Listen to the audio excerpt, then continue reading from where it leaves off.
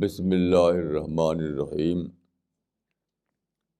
وصلی اللہ علی النبی الکریم رب اشرح لی صدری ویسر لی امری واحلل عقدۃ من لسانی یفقہوا قولی۔ آج کا ٹاپک ہے لو آف گاڈ، یعنی اللہ سے محبت۔ اللہ سے محبت بلا شبہ سب سے بڑا سبجیکٹ ہے، سب سے بڑا موضوع ہے۔ ظاہر ہے کہ جس ہستی نے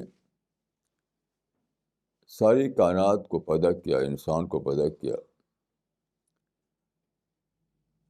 تو اس کے تذکرے سے بڑا تذکرہ کس کا ہو سکتا ہے، اور اس کی محبت سے بڑی محبت کس سے ہو سکتی ہے؟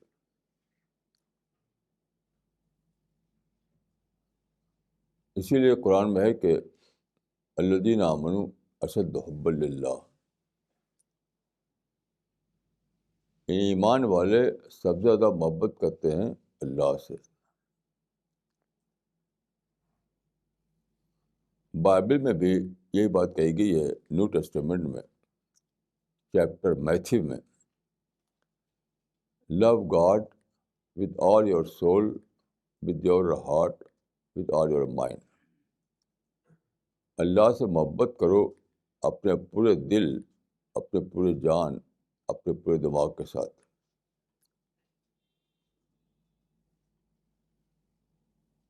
دیکھیے، یہ خدا سے محبت کرو، یہ کیا چیز ہے؟ یہ اس کی پیچھے بہت بڑی نفسیاتی حقیقت ہے۔ انسان کا مطالعہ بتاتا ہے کہ اس کے اندر سب سے زیادہ طاقتور جذبہ محبت کا جذبہ ہے۔ محبت کا مطلب ہوتا ہے اسٹرانگ افیکشن، لو کا مطلب ہے اسٹرانگ افیکشن۔ یہ جذبہ انسان کے اندر انٹرووون ہے، کوئی بھی مرد یا عورت اس سے خالی نہیں۔ تو مسئلہ صرف یہ ہے کہ تو آدمی اپنے اس جذبے کو اس سے ایسوسیٹ کرتا ہے۔ یعنی ایسا نہیں کہ کوئی آدمی محبت کے جذبے کے بغیر ہو، وہ تو اس کی ہستی میں انٹرووون ہے۔ تو مسئلہ صرف یہ ہے کہ آدمی ایسوسیٹ کس سے کرتا ہے اس کو۔ تو اگر آپ اس جذبے کو، اس فطری جذبے کو ایسوسیٹ کریں اللہ سے، تو دیٹ از توحید۔ اگر اس کو آپ ایسوسیٹ کریں کسی اور سے، دیٹ از شرک۔ سچ پوچھے تو یہ کرائیٹیرین ہے شرک کا اور توحید کا، کہ آدمی اپنے محبت کے جذبے کو، لو کو، اسٹرانگ افیکشن کو کس سے ایسوسیٹ کرتا ہے۔ آپ مطالعہ کیجیے پوری تاریخ میں، آپ کو کیا ملے گا؟ کوئی سب سے زیادہ محبت کر رہا ہے منی سے، کوئی سب سے زیادہ محبت کرتا ہے اپنے بیٹے سے، اپنی اولاد سے، کوئی سب سے زیادہ محبت کر رہا ہے اپنی فیم، شہرت، پاور، اقتدار، یعنی کسی نہ کسی ادر گاڈ سے وہ اپنے اس جذبے کو ایسوسیٹ کیے ہوئے ہے۔ یہی شرک ہے۔ یاد رکھیے، کچھ ریچولس کا نام شرک لوگوں نے سمجھ لیا ہے کہ پتھر کا بت پوجے تو شرک ہے، نہ پوجے تو شرک نہیں ہے۔ یہ غلط ہے بالکل، وہ تو فارم ہے۔ اصل چیز جو ہے وہ ان ٹرمس آف اسپرٹ ہوتی ہے، ان ٹرمس آف فارم کبھی بھی نہیں ہوتی کوئی بھی چیز۔ تو سارا جو ٹیسٹ ہے اس دنیا میں وہ یہ ہے کہ اس فطرت کے اندر اس جذبے کو، اسٹرانگ افیکشن کو، لو کو آپ ایسوسیٹ کرتے ہیں کس سے؟ خدا سے یا کسی اور سے؟ یعنی یہاں کہ آپ کو بیٹے سے محبت ہے، فیملی سے محبت ہے، پیسے سے محبت ہے، اپنی شہرت سے، اپنے پاور سے محبت ہے، کسی بھی چیز سے ادر دین گاڈ. اور خدا سے محبت نہیں ہے. خدا سے آپ صرف لپ سروس کرتے ہیں، یعنی دلی تعلق تو کہیں اور سے ہے، اور لپ سروس کے طور پر خدا سے. تو ہرگز وہ توحید نہیں ہے. آج کل ایک کلچر چلا ہوا مسلمانوں میں، بات بات پہ کہیں الحمد للہ، الحمد للہ ایسا ہوگا، الحمد للہ ویسا ہوگا. تو قرآن میں ہے کہ تعرفونہم فی لحن القول،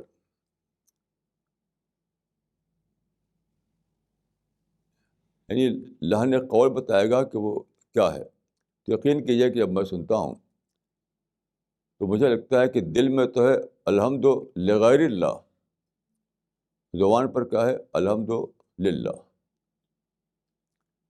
جتنے بھی الحمد للہ کہنے والے ہیں ساری دنیا میں دیکھا ہے میں نے، بات بات میں الحمد للہ، یہ الحمد للہ یہ ہوگا، الحمد للہ وہ ہوگا.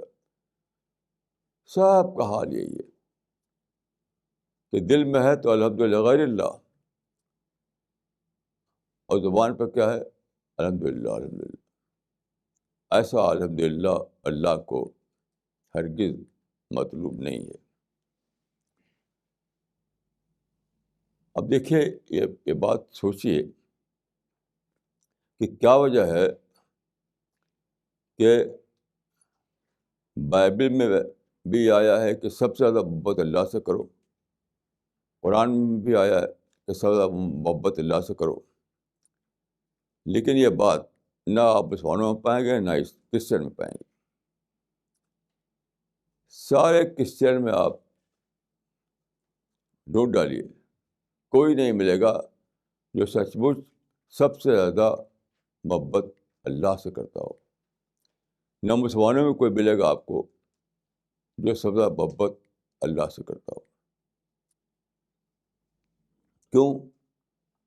دونوں ہی نے اپنے اس جذبے کو ایسوسیٹ کر رکھا ہے کسی اور سے.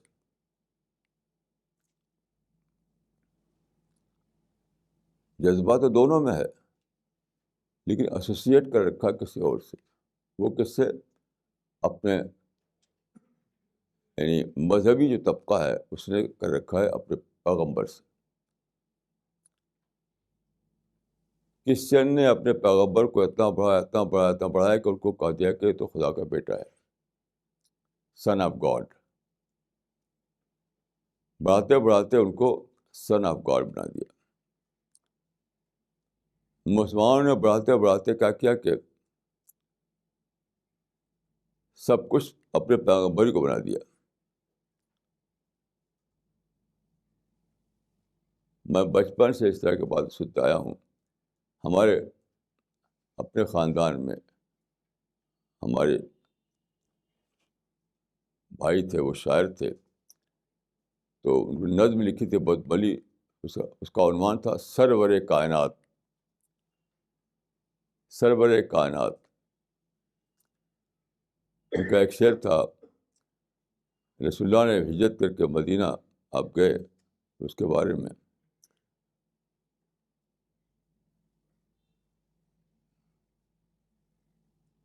کہ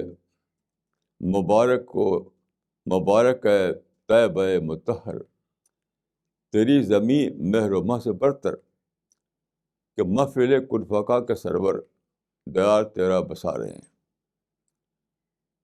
کن فقا یہ سارا جو ہے وہ کن فقا ہے، یعنی جو ورلڈ ہے، پورا یونیورس ہے، وہ سب کا سب اس کا سرور رسول اللہ صلی اللہ علیہ وسلم ہے.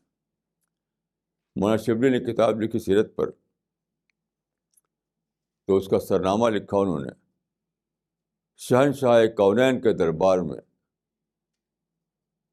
اب بتائیے کہ شہنشاہ کونین جب آپ کا پیغمبر ہے تو اللہ تعالیٰ کہاں ہے؟ گا کہ آپ نے انسیٹ کر دیا اللہ تعالیٰ کو. اسی لیے نعت خواں پڑھتے ہیں اور بہت جھوم سے پڑھتے ہیں اور تالیاں بجتی ہیں.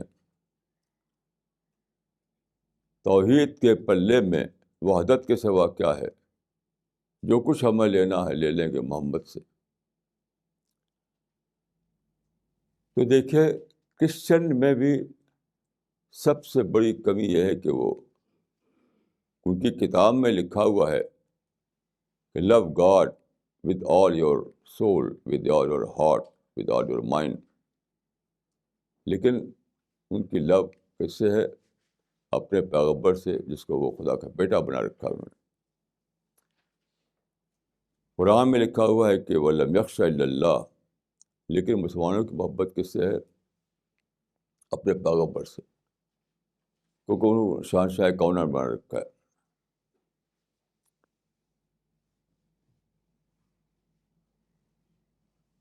یہ بہت زیادہ سوچنے کی بات ہے. کیوں؟ جب اسلام کے جتنے بھی احکام ہیں, چاہے وہ نماز روزہ ہو یا دعوت اللہ ہو, سب کا جو سینٹر ہے, مرکزی جو نقطہ ہے, وہ ہے توحید.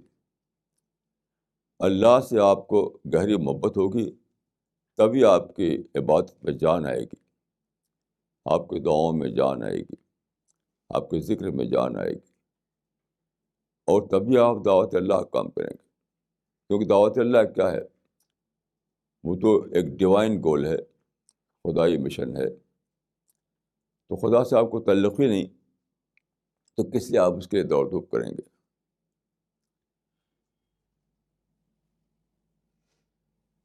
تو یہ رسول اللہ صلی اللہ علیہ وسلم نے پیشگی طور پر وارننگ دی تھی کہ تم ایسا کرو گے, لا تطرونی کما اطرت النصارى من قبل. کیسی عجیب بات ہے, غور کیجیے. 1400 سال پہلے آپ نے فرمایا تھا کہ مجھ کو اس طرح سے مت بڑھاؤ چڑھاؤ جیسا کہ نصارہ نے بڑھایا چڑھایا اپنے پیغمبر کو. تو انہوں نے بڑھاتے بڑھاتے بیٹا بنا دیا, مسلمانوں نے بڑھاتے بڑھاتے شہنشاہ کونین بنا دیا. کیسی عجیب بات ہے. اسی وجہ سے مسلمانوں کے سارے معاملات بگڑے ہوئے ہیں. جب آپ کو خدا سے محبت نہیں ہے تو خدا کیوں آپ کے معاملات درست کرے گا؟ بتائیے, کیوں درست کرے گا؟ آج آپ جانتے ہیں کہ جنوری 2012 کی 29 تاریخ ہے. چند دن پہلے ایک سیمینار ہوا جے پور میں, انٹرنیشنل سیمینار. اس میں دنیا بھر کے ٹاپ کے رائٹرس آئے تھے. اس میں جن لوگوں کو بلایا گیا تھا اس میں 2 آدمی وہ تھے, ایک سلمان رشدی جو رہتے ہیں برٹن میں, دوسرے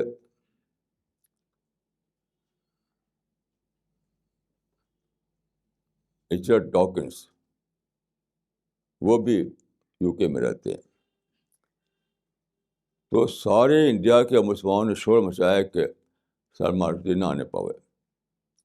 یہاں تک کہ جے پور میں مسلمانوں نے پورا تیاری کر رکھی تھی کہ اگر آئے یہاں سلمان رشدی تو ان کے خلاف پروٹیسٹ کیا جائے گا, سب کچھ کیا جائے گا جو ممکن ہے. لیکن رچرڈ ڈاکنس وہاں آئے اور وہاں اسپیچ دی, ان کے خلاف کچھ بھی نہیں ہوا. دیکھیے ان کا اسٹال تھا وہاں, ان کی یہ کتاب بھی لوگوں کو رکھی گئی اسٹال پر, گاڈ ڈیلوژن. رچرڈ ڈاکنس کون ہے؟ دیکھیے یہ باقاعدہ وہ ایک مشن چلا رہے ہیں ایتھیزم کا. اس میں آپ دیکھ رہے ہیں کہ ایک بس ہے, بس پہ لکھا ہوا ہے دیر از نو گاڈ. یعنی مشن چلا رہے ہیں وہ, بس میں لٹریچر ہوتا ہے, آدمی ہوتے ہیں جا کر پرچار کرتے ہیں خدا نہیں. تو ایتھیزم کے پرچارک بنے ہوئے ہیں.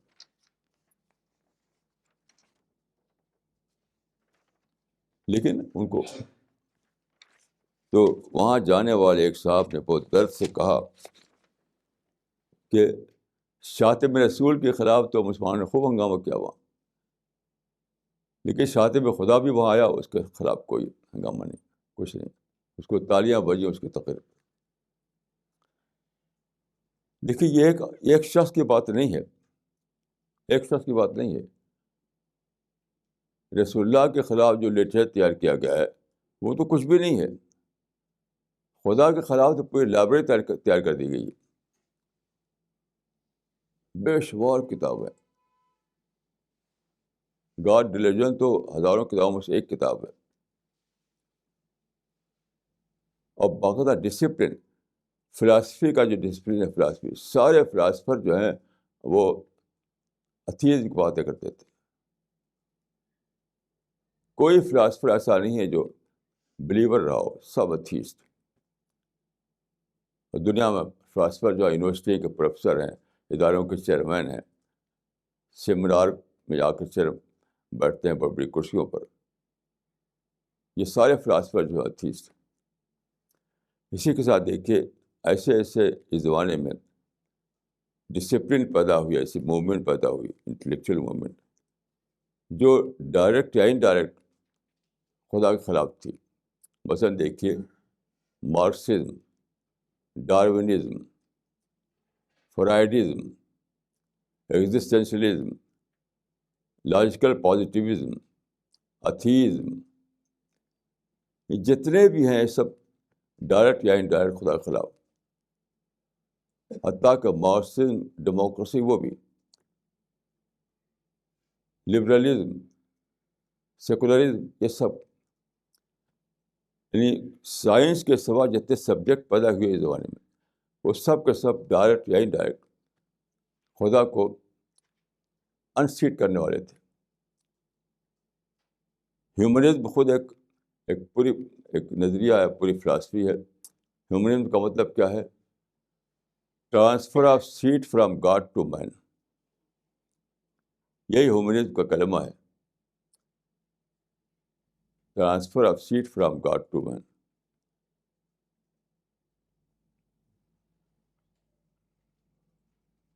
جے پور میں بھی ایک باقاعدہ ایک دن اسی پر تھا، ایک موضوع اسی پر، وہاں پر ڈسکشن تقریریں کے لوگوں نے، ہیز مین ریپلیسڈ گاڈ،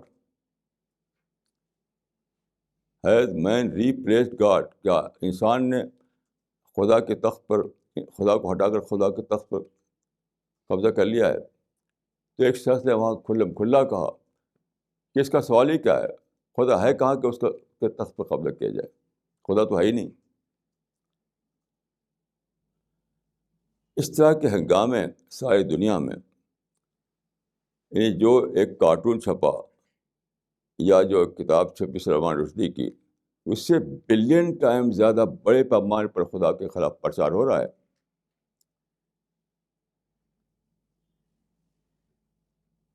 اس میں کوئی مبالغہ نہیں ہے۔ وہ کارٹون کی حرکت کیا ہے، سیٹنک ورسز کی حرکت کیا ہے، اس سے بلین ٹائم زیادہ دنیا کے تمام بڑے بڑے مائنڈ جو تھے وہ فلاسفر بن گئے، وہ سب ایتھیسٹ تھے۔ لائبریریاں بھری ہوئی ہیں اینٹی گاڈ لٹریچر سے، بڑی بڑی تحریکیں، مثال کے طور پر ایوولوشن تھیوری سارے مائنڈ پہ چھا گئی۔ کوئی شاید میرے سوا کوئی ایک بھی نہیں ملے گا آپ کو جو ایوولوشن تھیوری سے متاثر نہ ہوا ہو۔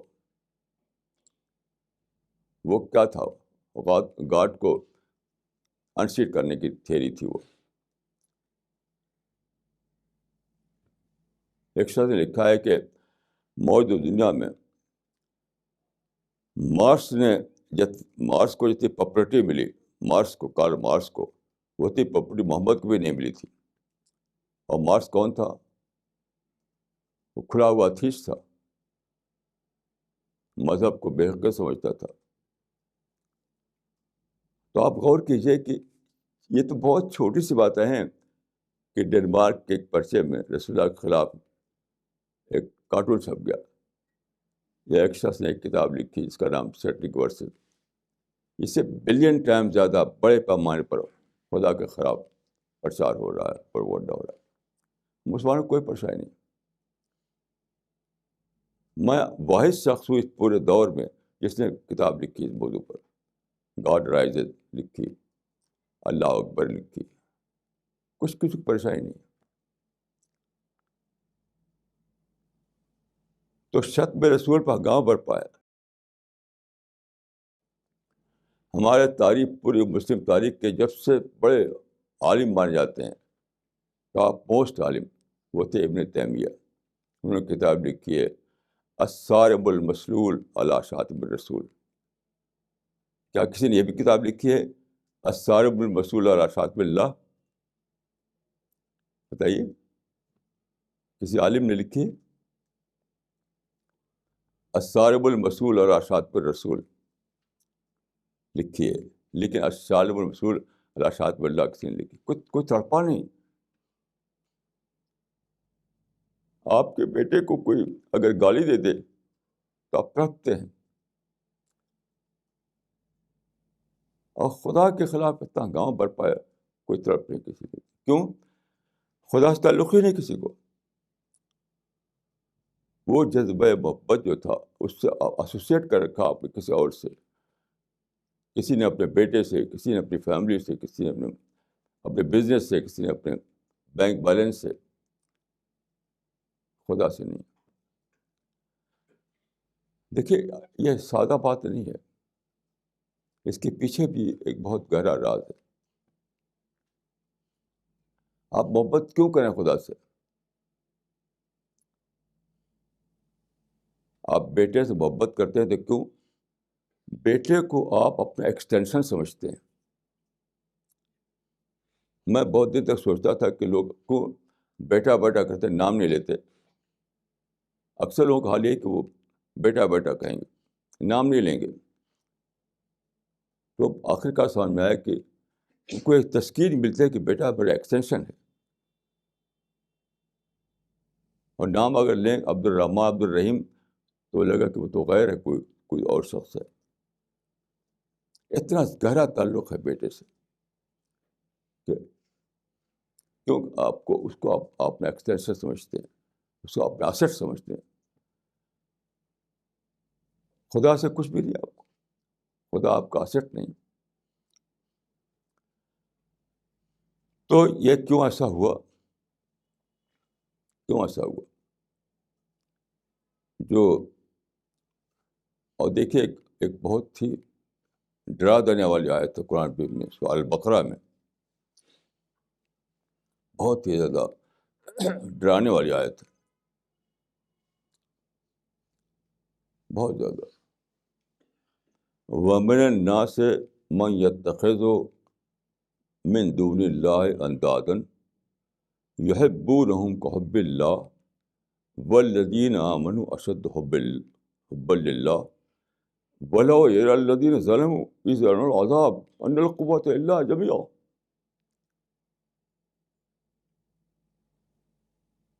یہ آیت سورہ البقرہ میں ہے۔ اس کا ترجمہ یہ ہے کہ لوگوں کا حال یہ ہے کہ وہ خدا کے سوا کسی اور کو اپنا ند بناتے ہیں۔ ند مانے ایکول، مد مقابل، خدا جیسا۔ اس سے وہ محبت کرتے ہیں جو محبت خدا سے کرنا چاہیے۔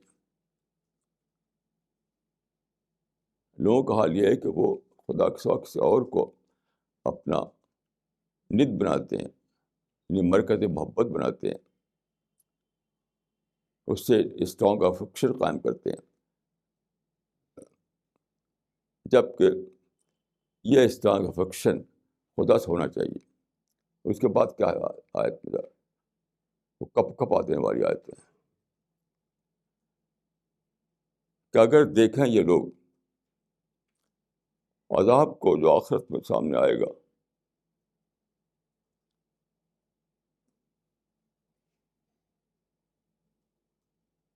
اس آیت کے بعد عذاب کا تذکرہ کیوں ہے؟ وَلَوْ يَرَى الَّذِينَ ظَلَمُوا إِذْ يَرَوْنَ الْعَذَابَ أَنَّ الْقُوَّةَ لِلَّهِ جَمِيعًا، یعنی قوت تو ساری اللہ کے لیے تھی، اور انہوں نے محبت کر لیا کسی اور سے. یہاں پر عذاب کا ذکر کیوں ہے؟ صاف بات ہے کہ جس نے اللہ سے محبت شدید نہیں کی وہ عذاب کا رزق لے رہا ہے. کیسی عجیب بات ہے. جہنم کا رزق لے رہا RISK کے. گویا کہ جنت کی قیمت ہے اللہ سے محبت شدید، اور جہنم اس کے لیے جو کہ اللہ سے محبت شدید نہ ہو. اس آیت کو آپ 1000 بار پڑھیے جا کر سورہ البقرہ میں.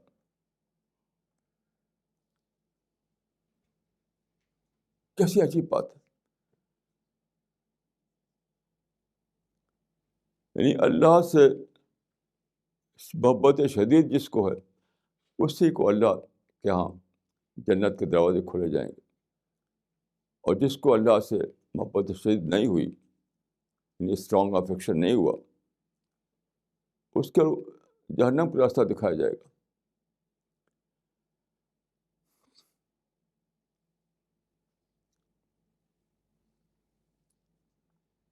اب دیکھیے کہ اس کی جڑ کیا ہے، کیوں ایسا ہے.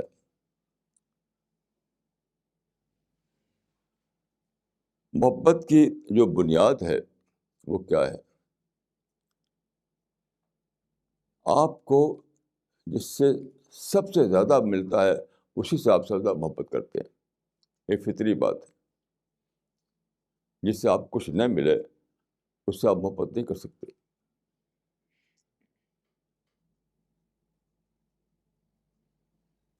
جو آپ کو عطیہ ملتا ہے، جو بلیسنگ ملتی ہے، اسی کا ریٹرن ہوتا ہے محبت.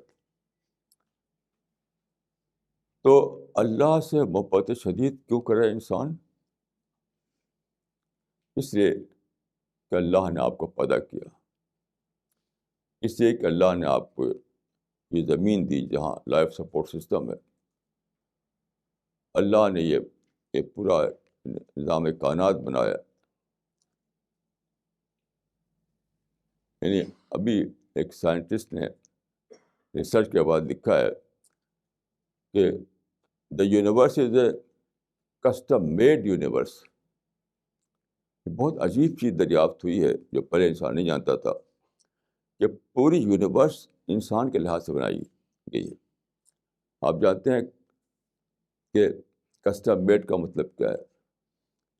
ایک جوتا آپ بنوائیں، اسپیشل طریقے سے بناتے ہیں لوگ، مہنگا، تو بالکل آپ کے پاؤں میں فٹ بیٹھ جاتا ہے، جیسے موزہ فٹ بیٹھ جاتا ہے. تو بالکل آپ کے پاؤں کے ایک دم اس کے حساب سے جب جوتا بنایا جائے تو وہ کسٹم میڈ شو ہے. تو اس نے کہا کہ یہ یونیورس کسٹم میڈ یونیورس ہے، یعنی بالکل انسان کے حساب کتاب سے بنائی گئی.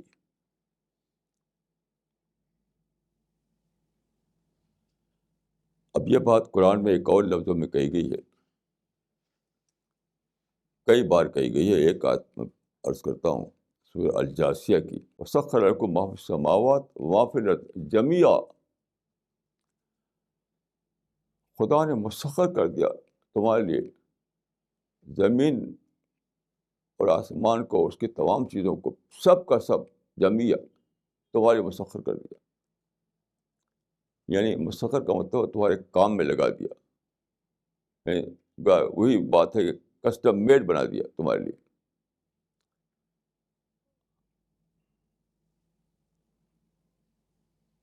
آپ غور کیجیے کہ آپ اگر سوچیں کہ ساری کائنات خدا نے میرے بنائی ہے،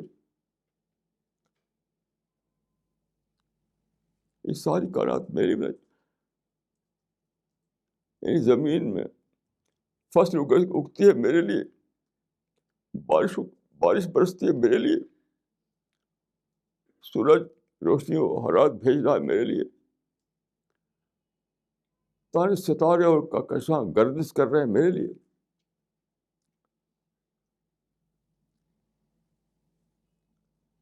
تو بلا شبہ الفاظ گم ہو جائیں گے آپ کے.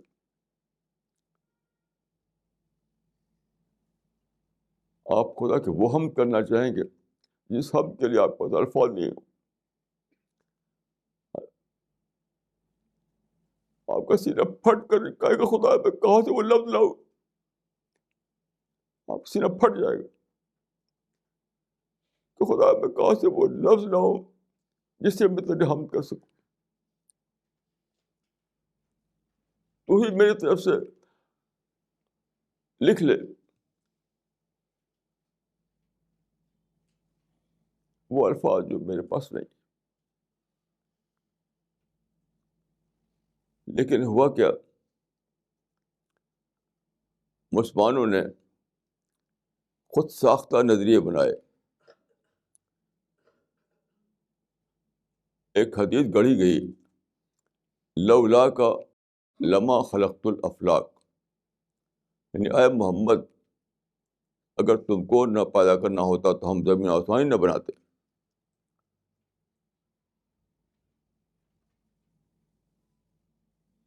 اب غور کیجئے کہ یہ جو حدیث ہے اس میں جو بات کہی گئی ہے، اور قرآن میں کیا بات کہی گئی ہے.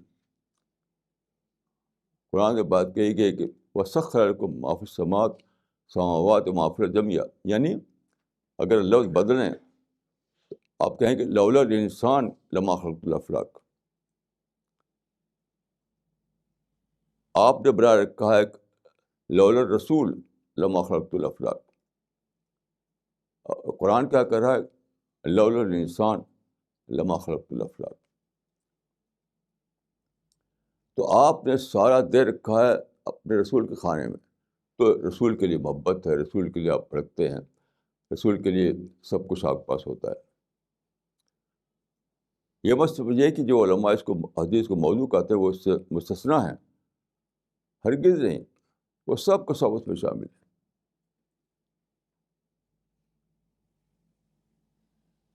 اس حدیث کو چاہے وہ موضوع کہیں یا ضعیف کہیں یا نہ مانے، لیکن دوسرے اعتبار سے ٹھیک اسی سطح پر میں اپنا ایک ذاتی تجربہ بتاتا ہوں آپ کو. ذاتی تجربہ، بہت سے تجربات میں ذاتی، اس میں ایک تجربہ. حدیث میں آتا ہے کہ تعبد اللہ کانک تراہ، اللہ کی عبادت اس طرح کرو جیسے کہ تم اس کو دیکھ رہے ہو. اللہ کی عبادت اس طرح کرو جیسے کہ تم اس کو دیکھ رہے ہو. اسی کی شرح کرتے ہوئے میں نے لکھا ایک بار کہ میں نے بن دیکھے خدا کو دیکھا. اسی حدیث کا تو ترجمہ تھا وہ. میں نے بن دیکھے خدا کو دیکھا تو میرے پاس فتویٰ لگ گیا، یہ حلولی ہے، یہ وحدت وجود کو مانتا ہے، اس کے خلاف خارج اسلام کا فتویٰ لگنا چاہیے. اب دوسرا واقعہ سنیے. ایک مرتبہ میں ایک مشاعرے میں شریک ہوا. وہاں ایک نابینا شاعر آئے تھے، نابینا تھے وہ شاعر تھے. سیرت رسول کا جلسہ تھا وہ. تو انہیں ایک شعر، سارے مشاعرے میں یہ شعر سب زیادہ پسند کیا گیا. وہ شعر تھا، بصارت کھو گئی تو کیا بصیرت تو سلامت ہے، مدینہ ہم نے دیکھا ہے مگر نادیدہ نادیدہ. یعنی مدینہ میں نے دیکھا بغیر دیکھے ہوئے تو واہ واہ ہو رہی ہے، اور میں نے یہ کہہ دیا کہ میں خدا کو دیکھا بغیر دیکھے ہوئے تو مجھے فتویٰ لگ رہا ہے. کیوں؟ مدینہ ان کا مرکز محبت ہے، رسول کا مرکز محبت ہے، خدا ان کا مرکز محبت نہیں. بن دیکھے میں نے خدا کو دیکھا، یہ ان کے نزدیک کفر ہے. اور بن دیکھے میں نے مدینہ کو دیکھا، یہ قابل تعریف بات ہے.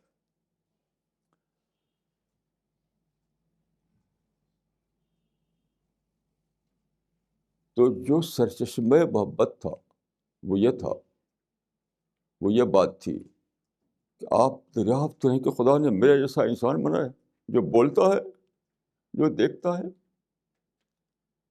کون سوچتا ہے اس کو؟ میری اتنی لمبی عمر ہے، کوئی اس پر مرنے نہیں لگا جو جس کو ایک تھرلنگ احساس ہو کہ کیسے میں بولتا ہوں، کیسے میں سنتا ہوں، کیسے میں دیکھتا ہوں، کیسے میرا جائز سسٹم کام کرتا ہے، کیسے میں زمین پہ چلتا ہوں، کیسے کاریں بن گئیں، کیسے ایروپلین بن گئے، کیسے سمندروں میں جہاز لے کے ہم اس کو تیر رہے ہیں، کیسے لائف سپورٹ سسٹم ہے. تو اس کو سوچ کر اس کا جو کرنے والا ہے، اس کا جو خالق ہے، اس کے لیے محبت کا سمندر ابلا ہو سینے سے. ایسا انسان کو مجھ کو میں نے تو نہیں دیکھا نہیں. کیونکہ ہر چیز کو ایٹریبیوٹ کسی اور سے کیے ہوئے ہیں، ہر چیز کو کسی اور سے ایسوسیٹ کیے ہوئے ہیں، خدا سے نہیں. میں تو اس ناخن کو بھی سوچتا ہوں کہ خدا نے اگر ناخن نہ دیتا خدا تو میری انگلیاں کام نہ کرتی. اگر ناخن نہ ہو انگلیوں میں تو کام کرنا بہت ہی مشکل ہو جائے. اگر یہ جوڑ نہ ہو ہاتھ میں اور پاؤں میں تو میرا بادی تنا ہوا بادی ہوگا، کچھ کام نہیں کر سکتا. اگر میرے پاس آنکھ ہو لیکن روشنی نہ ہو باہر تو میں دیکھ نہیں سکتا. میرے پاس کان ہو مگر ہوا نہ ہو بیچ میں تو میں سن نہیں سکتا. میرے پاس پھیپھڑا ہو لیکن آکسیجن کی سپلائی کے نظام نہ ہو تو میں جی نہیں سکتا.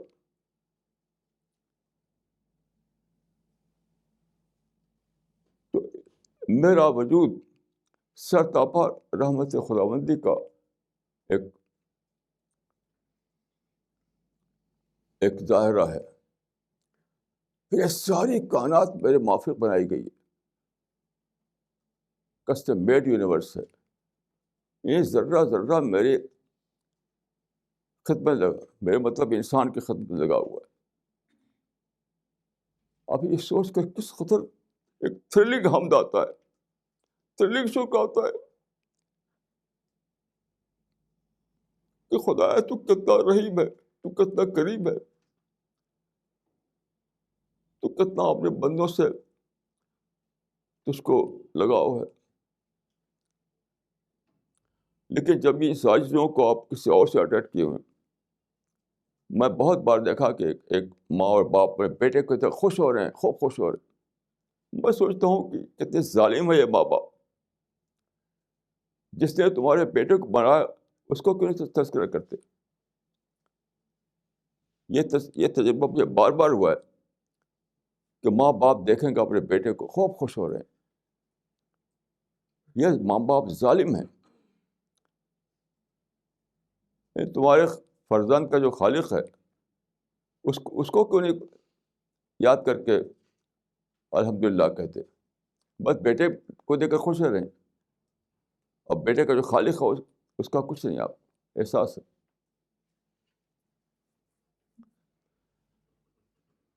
تو پوری یہ زمین ایسوں سے بھری ہوئی ہے جو ہر دوسری چیز سے محبت کرتے ہیں لیکن اللہ سے محبت نہیں کرتے.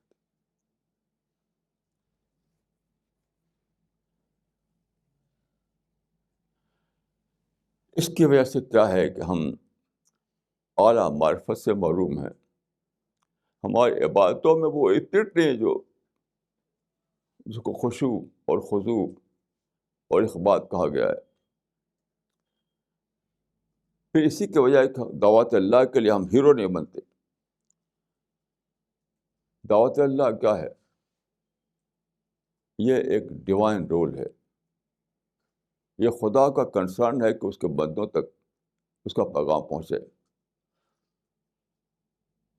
یہ خدا کا کنسرن ہے. اسی لیے اللہ تعالیٰ نے اس کو کہا ہے جو کام لوگ کریں یہ کام ان کو انصار اللہ کہا ہے. اللہ کی مدد کرنے والے، اللہ کی مدد کرنے والے. سورہ نساء میں ہے کہ رسولم مبشرین و منذرین لئلا یکون للناس علی اللہ حجۃ بعد الرسل. یعنی اللہ کو یہ مطلوب ہے کہ اس کے کچھ بندے اٹھیں اور انسانوں کو بتا دیں کہ what is the creation plan of God. یہ بتا دیں, یہ اللہ کا کنسرن ہے. اسی لیے میں کہتا ہوں کہ ڈیوائن رول ہے یہ. لیکن آپ دیکھیے سارے کام دنیا میں ہو رہے ہیں, لیکن دعوت اللہ ہی ایک کام ہے جو نہیں ہو رہا ہے. حتیٰ کہ اللہ تعالیٰ نے اس کے لیے یعنی سمندری مواقع کھول دیے. ایج آف کمیونیکیشن کیا ہے؟ ایج آف کمیونیکیشن پرو دعوت ایج ہے. پورا ایج آف کمیونیکیشن جو ہے یہ پرو دعوت ایج ہے. لیکن اس کمیونیکیشن کو لوگ استعمال کر رہے ہیں کس کے لیے؟ فیملی کے لیے, بزنس کے لیے, جاب کے لیے, تفریح کے لیے, انٹرٹینمنٹ کے لیے, دعوت کے لیے نہیں. اس ایج کو, جو ایج جس میں ہم جی رہے ہیں, اس کو کہا جاتا ہے ایج آف کمیونیکیشن.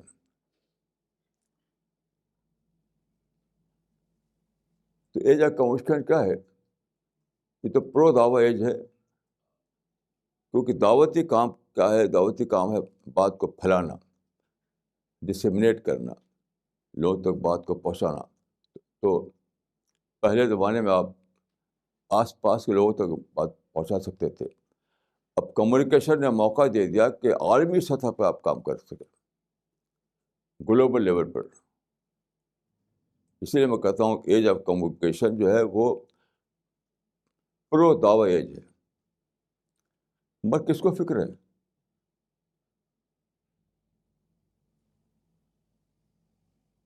آج کل ہر آدمی کے جیب میں موبائل, جس کو دیکھے اس کی جیب میں موبائل, اور ہر وقت گھنٹی بجتے تھے لوگ باتیں کرتے ہیں. کئی بار میں نے جاننا چاہا کہ آخر کیا باتیں کرتے ہیں, کس سے باتیں کرتے ہیں. تو پتہ چلا کہ اپنی فیملی سے. بیشتر کالیں جو ہوتی ہیں وہ اپنی فیملی کے لیے ہوتی ہیں. مثلا میں یورپ کے ایک سفر میں گیا, کانفرنس تھی. ایک دلچسپ قصہ عرض کرتا ہوں. تو وہاں عرب کے ایک شیخ آئے ہوئے تھے, ایک عالم. وہ بار بار ٹیلی فون پر بات کرتے تھے. تو میں نے کہا کیا یہ عرب یہاں آئے کانفرنس میں, کیا باتیں کرتے ہیں؟ ایک مرتبہ I wanted overhear his call. تھوڑا سا میں متوجہ ہوا تو مجھے ایک جملہ میں نے سنا, کہہ رہے تھے وہاں کوئی ان کی لڑکی نواسی وغیرہ شاید کوئی تھی عرب میں. یہاں سے کہہ رہے ہیں حل ابو کے ماں کے. میں نے یہ سمجھا کہ غالباً ان کے نواسی یا پوتی کوئی تھی. حل ابو کے ماں کے, کیا تمہارا باپ تمہارے ساتھ ہے؟ آپ یقین کیجیے کہ مجھے رونا آ گیا. کاش وہ کہتے ہیں کیا تمہارا خدا تمہارے ساتھ ہے, تمہارا پیدا کرنے والا تمہارے ساتھ ہے, تمہارا خالق تمہارے ساتھ ہے. کیا تم نے آج صبح خدا کو یاد کیا؟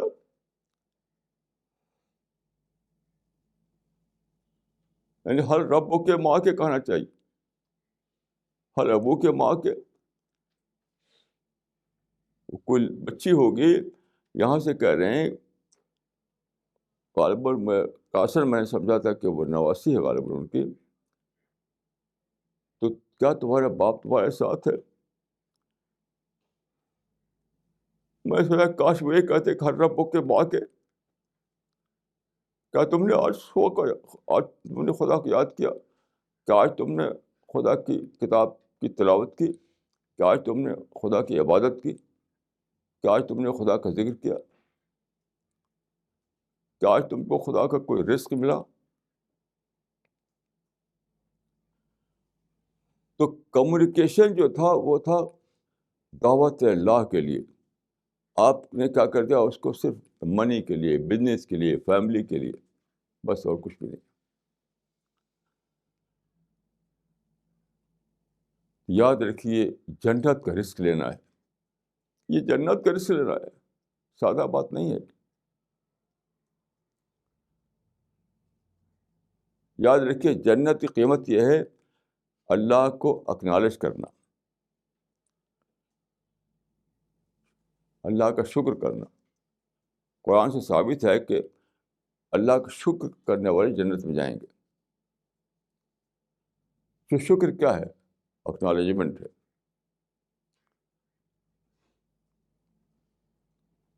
میں نے ایک قصہ آپ کو بتایا تھا ایک بار کہ جب انڈیا میں سنجے گاندھی کا بڑا زور تھا، جب اندرا گاندھی پرائم منسٹر تھیں اور سنجے گاندھی چھائے ہوئے تھے، تو ہمارے علاقے کے ایک صاحب سنجے گاندھی کی پارٹی میں شامل ہو گئے۔ وہ تھے معمولی گاؤں کے آدمی تھے، لیکن بہت وفاداری کی انہوں نے سنجے گاندھی کے ساتھ۔ تو وہاں وہ کچے مکان میں رہتے تھے، کھیتی باڑی کرتے تھے۔ تو ان کے وفاداری کو دیکھتے ہوئے سنجے گاندھی نے ان کو راجیہ سبھا کا ممبر بنا دیا دلی میں۔ دلی میں ان کو فلیٹ مل گیا، فلیٹ ہے، کار ہے، ٹیلی فون ہے وغیرہ، پیسہ ہے، جو کہ ان کو مال حاصل نہیں تھا، خواب بھی نہیں دیکھا تھا انہوں نے۔ تو میرے ایک ساتھی ان سے ملنے گئے، واپس آ کر اس کو رپورٹ دی کہ وہ آدمی جو تھا بار بار کہتا تھا یہ سب سنجے بابو کی دین ہے، یہ سب سنجے بابو کی دین ہے۔ تو یہ وہ انسان مجھے نہیں ملا، یہ کہا یہ سب میرے خدا کی دین ہے، یہ زمین، یہ آسمان، یہ سورج، یہ چاند، یہ فیملی، یہ میرا وجود، یہ میری صحت، وہ انسان مجھے نہیں ملا ابھی تک جو کہے یہ سب میرے خدا کی دین ہے، یہ سب خداوند عالم کی دین ہے۔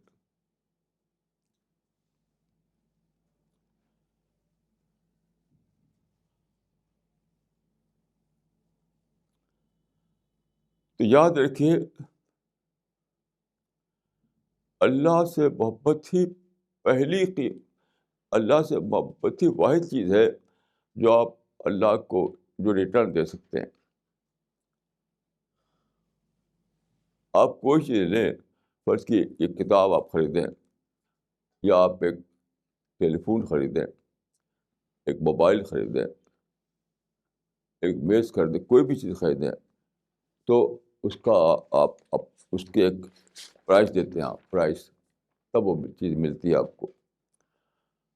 تو یاد رکھیے جنت کی پرائز صرف ایک ہے، وہ اللہ سے محبت شدید،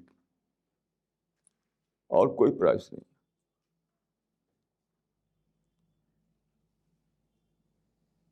اسی محبت شدید سے سب چیزیں نکلتی ہیں، چاہے ذکر ہو، چاہے دعا ہو، چاہے عبادت ہو، دعوت اللہ ہو، قربانی ہو، حج ہو، عمرہ ہو، کچھ بھی ہو، اسی سے نکلتا ہے۔ ورنہ جس میں محبت شدید شامل نہیں ہے وہ کچھ بھی نہیں ہے، وہ نہ حج ہے، نہ عمرہ ہے، نہ نماز ہے، نہ دعوت ہے، نہ کچھ بھی نہیں۔ جس طریقے سے کل میں نے ایک دیکھا انار، ایک بچے نے اس کو توڑ کر کے اس کا اندر کا دانہ نکالا اور چھلکا پھینک دیا۔ تو میں نے دیکھا کہ جو عبادت روح سے خالی ہو گئی، چھلکا ہے، تو انسان پھینک دیتا ہے، خدا نہیں پھینکے گا کیا؟ اس بچے نے دانہ نکالا انار کا اور چھلکا پھینک دیا، کوڑے میں ڈال دیا۔ تو آپ کا حج، آپ کا عمرہ، آپ کی نماز، آپ کی عبادت، حتیٰ کہ آپ کی دعوت اللہ بھی، آپ کی دعوت بھی اگر اس میں اسپرٹ نہیں ہے تو وہ کوڑے میں پھینک دیا، وہ چھلکا ہے۔ وہ آپ کی دعوت صرف اناؤنسمنٹ ہو، صرف اسٹیج پر بیٹھ کر کے آپ تقریر کرتے ہو، اس میں اسپرٹ موجود نہ ہو محبت خدا کی، تو پھر وہ چھلکا ہے، کوڑے میں ڈال دیا جائے گا۔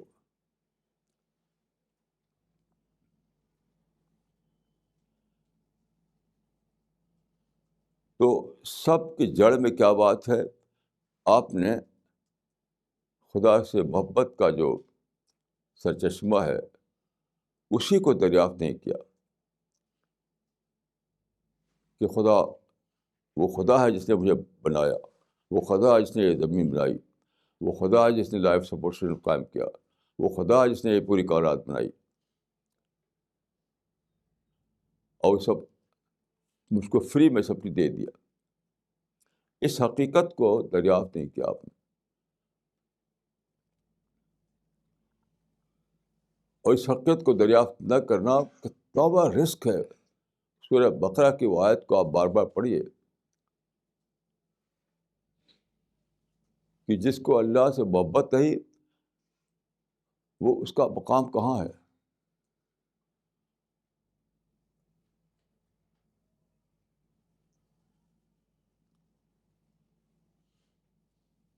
یہ سب باتیں بہت زیادہ سوچنے کی ہیں، محاسبہ کرنے کی ہیں، انٹراسپیکشن کرنے کی ہیں، اسٹڈی کرنے کی ہے،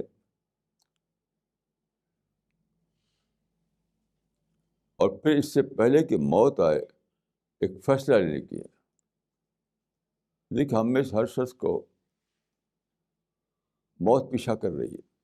ہم میں سے ہر شخص کا کاؤنٹ ڈاؤن ہو رہا ہے. اچانک ہم میں سے ہر شخص کو مرنا ہے. جب ملک الموت آتا ہے تو ہم کو کوئی چوائس نہیں دیتا. موت کے بعد اچانک آپ اللہ کے سامنے کھڑے ہوں گے. ابھی آپ اپنے آپ کو، اپنی فیملی، اپنی دنیا، اپنے جو چیزیں آپ کے ہیں اس میں پاتے ہیں. آپ اچانک آپ خدا اور فرشتوں کے درمیان اپنے کو پائیں گے. تو میں اکثر کہا کرتا ہوں کہ یہ دنیا اللہ تعالیٰ نے دی تھی ہم کو ایک بہت بڑی اپرچونیٹی کے طور پر، گولڈن اپرچونیٹی بلکہ ڈائمنڈ اپرچونیٹی. وہ کیا؟ ہم اللہ سے محبت کو ڈسکور کریں، اللہ سے محبت کو اپنا جگہ دے اپنے دل میں، اپنے دماغ میں، حقیقی معنوں میں. اس کے نتیجے میں فرشتے ہمیں لکھیں کہ یہ انسان جنت کا مستحق ہے. اس کے لیے ایک گولڈن اپرچونیٹی، ایک ڈائمنڈ اپرچونیٹی دی گئی تھی.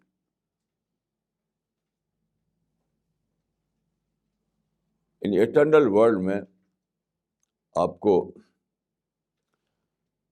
آئیڈیل ورلڈ، جنت کیا ہے؟ جنت آئیڈیل ورلڈ ہے، پرفیکٹ ورلڈ ہے، خدا کا پڑوس ہے.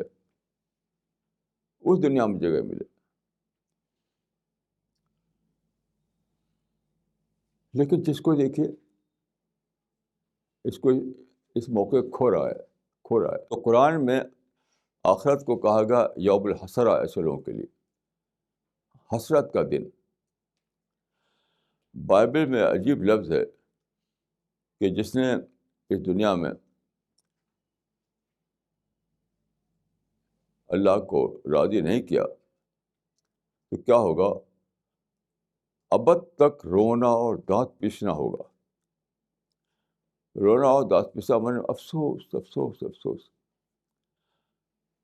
ابد تک رونا اور دانت پیسنا ہوگا، یعنی ابد تک افسوس میں پڑے رہنا ہوگا. اسی کو میں کہتا ہوں کہ مرنے کے بعد ہر آدمی یہ سوچے گا حسرت کے ساتھ، افسوس کے ساتھ کہ mine was a case of missed opportunity. Mine was a case of missed opportunity. میرا کیس تو ایک کھوئے ہوئے موقع کیس بن گیا. ایک موقع ملا تھا، وہ کھو دیا میں نے. اب نہ وہ دوبارہ موقع ملنے والا ہے، نہ مجھے کچھ اور حاصل ہونے والا ہے.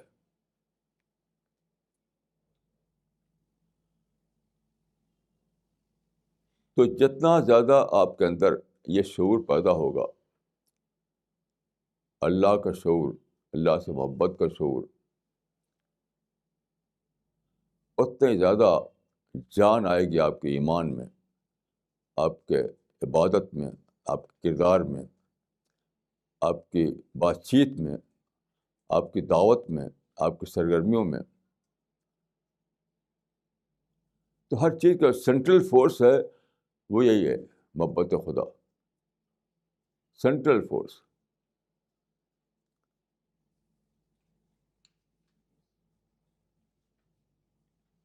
جس طرح آپ کے جسم ہے، اس کے اندر جب تک روح ہے تب تک آپ چل رہے ہیں، بول رہے ہیں، دیکھ رہے ہیں، سب کچھ ہو رہا ہے. روح نکل جائے تو بالکل یہ باڈی بالکل کچھ بھی نہیں. روح کے نکلتے ہی یہ باڈی کچھ بھی نہیں. یہ پوری باڈی کو چیز سرگرم کرتی ہے وہ روح. اسی طریقے سے آپ کی زندگی میں محبت خدا کی روح جب تک ہے تب تک پورا آپ کا اسلام زندہ ہے. آپ کے پورے اسلامی جو جو مظاہر ہیں وہ سب آپ کی زندگی میں پائے جائیں گے. اور محبت خدا نہ رہے تو آپ ڈیڈ باڈی بن جائیں گے. ڈیڈ باڈی، آپ کا اسلام ڈیڈ باڈی ہوگا. آپ کا اسلام ڈیڈ باڈی بن جائے گا اگر محبت خدا نہ رہے.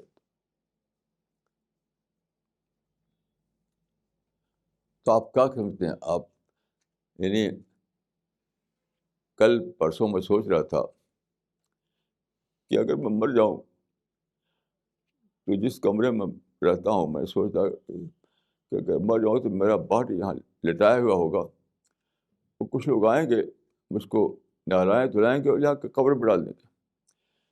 یعنی یہی باڈی جس کو اس وقت لوگ ایک زندہ انسان کے طور پر لیتے ہیں، ملتے ہیں، میرے پاس بیٹھتے بات کرتے، کوئی بھی بات نہیں بیٹھے گا، کوئی مجھ سے بات نہیں کرے گا.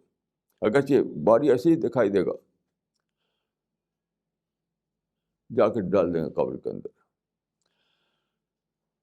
وہی ہے اس اسلام کا حال جس اسلام سے روح نکل گئی ہو.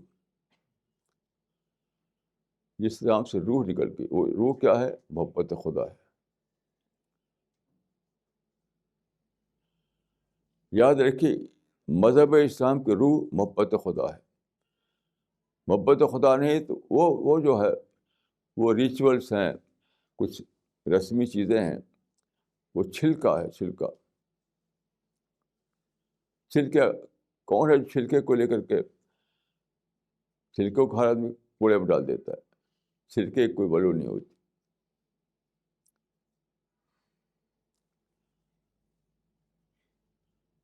تو یہ باتیں سادہ نہیں ہیں، اسی سے ہماری جنت جہنم وابستہ ہے. یاد رکھیے، کبھی بھی خوشگواری میں نہ رہیے. قرآن میں ہے کہ لیسا بیامانیکم ولا مانی اہل کتاب من یعمل سوءا یجزی بہ. یعنی نہ تمہاری وشفل تھنکنگ پر فیصلہ ہوگا، نہ اہل کتاب کی وشفل تھنکنگ پر فیصلہ ہوگا. جو جیسا کرے گا ویسا پائے گا. اب کہ کتنا سنگین معاملہ ہے. امانی پر، خوشگوانی پر، وشفل تھنکنگ پر، رومانٹک آئیڈیاز پر کچھ فیصلہ نہیں ہونے والا ہے. کچھ بھی نہیں اس سے بننے والا ہے. ایک لمحہ بھی آپ ضائع کرنے کو افورڈ نہیں کر سکتے. اتنا سیریس معاملہ ہے، اتنا سیریس معاملہ ہے کہ ایک لمحہ کو افورڈ کرنا، ایک لمحہ کو ویسٹ کرنا بھی آپ کے لیے افورڈیبل نہیں ہے.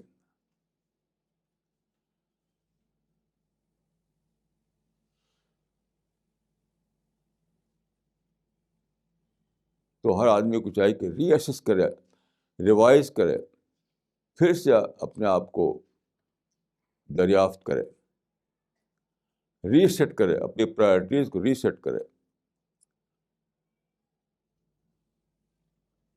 ہر آدمی کو یہ کرنا ہے کہ اپنی پرائرٹیز کو ریسیٹ کرے. اس میں ہمیں کوئی آپشن نہیں ہے. یاد رکھیے، میں دعا کرتا ہوں کہ اللہ تعالیٰ مجھ کو اور آپ کو اس معاملے میں ہدایت کی توفیق دے، ہم کو جہنم سے بچائے اور ہم کو جنت میں داخل فرمائے. اقول قولی ھذا واستغفر اللہ لی ولکم اجمعین.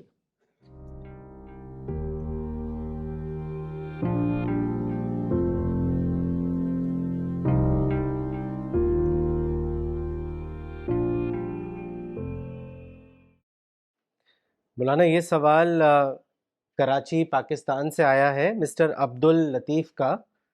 انہوں نے لکھا ہے جب کائنات میں اللہ نے انسان کی دنیا اور آخرت کی کامیابی رکھی ہے تو پھر انسان حرص کی طرف کیوں دوڑتا ہے؟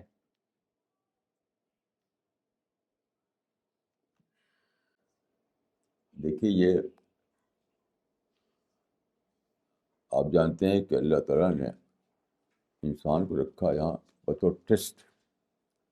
ٹیسٹ کا مطلب ہے کہ دو آپشن اس کے لیے.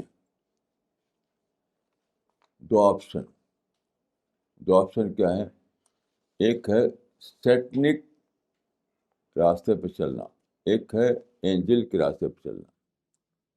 ہر لمحہ ہر وقت اب ہمارے پاس دو انسین طاقتیں ہوتی ہیں، ایک شیطان کا، ایک فرشتے کا.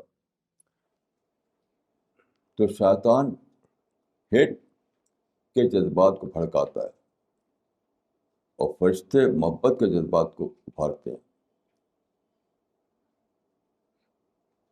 لیکن انسان کا حال یہ ہے کہ اس جو چیلنج کیا تھا شیطان نے، لَأَحْتَنِكَنَّ ذُرِّيَّتَهُمْ إِلَّا قَلِيلًا، اس نے کہا تھا کہ وَلَا تَجِدُ أَكْثَرَهُمْ شَاكِرِينَ، یعنی بیشتر لوگوں کو تم شکر کرنے والا نہ پاؤ گے، یعنی بیشتر کو میں نفرت میں ڈال لوں گا، نفرت. یہ فلسفہ کیوں، شیطان کیوں کامیاب ہے؟ شیطان کیوں کامیاب ہے؟ اس کی وجہ دیکھیے یہ ہے کہ شیطان نے لوگوں کو یہ سکھایا کہ وہ ری ایکشن کی نفسیات میں ڈال دیا. کیونکہ دنیا جب آزادی دی ہر ایک کو اللہ تعالیٰ نے، تو ظاہر ہے کہ آپ کے خلاف کوئی گالی دے دے گا، آپ کے پیغمبر کو برا بھلا کہہ دے گا، آپ کو تکلیف دے دے گا، کچھ ستائے گا، کچھ کرے گا. جب دنیا ٹیسٹ کے لیے ہے اور سب کو آزادی دی گئی تھی تو ہونا ہی ہونا ہے. تو اس کا مطلب کیا ہوا کہ پازیٹیو بننے کے لیے ضروری ہے کہ نگیٹیوٹی کے اسباب کے باوجود پازیٹیو بننا. یہ شیطان بھلا دیتا ہے انسان کو، اس کا دماغ نکال دیتا ہے. گویا کہ وہ سکھاتا ہے کہ سب لوگ پازیٹیو ہوں گے تو ہم بھی پازیٹیو ہوں گے، دوسرے نگیٹو ہو جائیں گے تو ہم بھی نگیٹو ہو جائیں گے. حالانکہ حدیث میں منع کیا گیا اس سے، لا تکونوا امواطن، ایسا مت کرو کہ جو دوسرے لوگ کہے وہی تم بھی کرنے لگو. اس نقطے کو انسان کے دماغ سے شیطان ہٹا دیتا ہے کہ ہمیں باوجود کا فلسفہ اختیار کرنا ہے، یعنی نفرت کے باوجود محبت، نگیٹو حالات کے باوجود پازیٹیو، منفی اسباب کے باوجود مثبت. یہ فلسفہ باوجود جو ہے نکال دیتا شیطان آدمی. یہیں پر شیطان کامیاب ہو جاتا ہے. یہاں انسان کا ٹیسٹ یہ تھا کہ اس کو کہے کہ تم جھوٹ بولتے ہو. شیطان سے کہا تم جھوٹ بولتے ہو، یہ تو رہے گا، یہ تو رہے گا، مطلب انجسٹس رہے گی. تو انجسٹس کے باوجود مجھے اللہ کے راستے پہ چلنا ہے. یہ باوجود کی جو فلاسفی ہے، یہی پر شیطان کو موقع مل جاتا ہے لوگوں کو دھوکہ دینے کا. تو آپ اگر الرٹ رہیں، اپنے شعور کو زندہ رکھیں، تو آپ اس بات کو دریافت کریں گے کہ وہ تو رہے گا، کیونکہ جب ٹیسٹ ہے تو کسی کا ہاتھ باندھا نہیں اللہ تعالیٰ نے.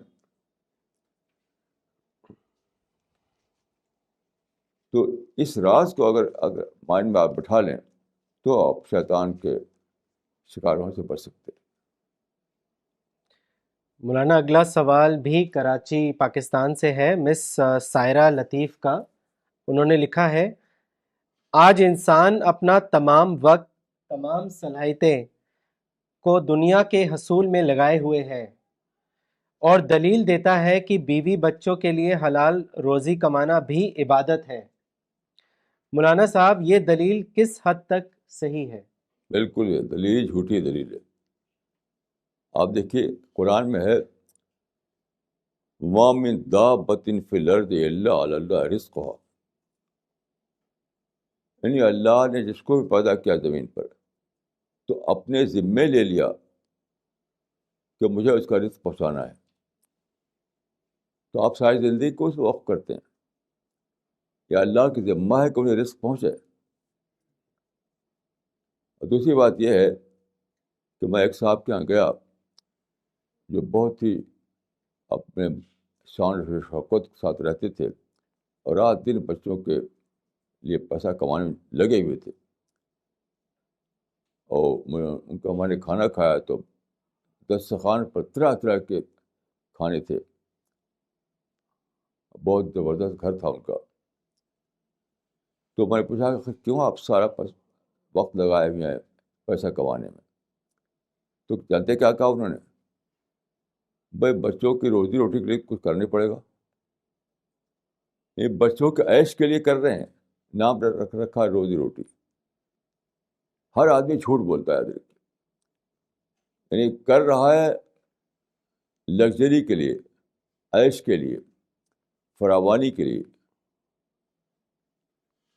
اور بولتا ہے کہ لفظ ارے بھائی بچوں کی روزی روٹی کے لیے کچھ کرنا پڑے گا. سب آدمی جھوٹ بولتے ہیں. میں نے پایا ہے لوگوں کو.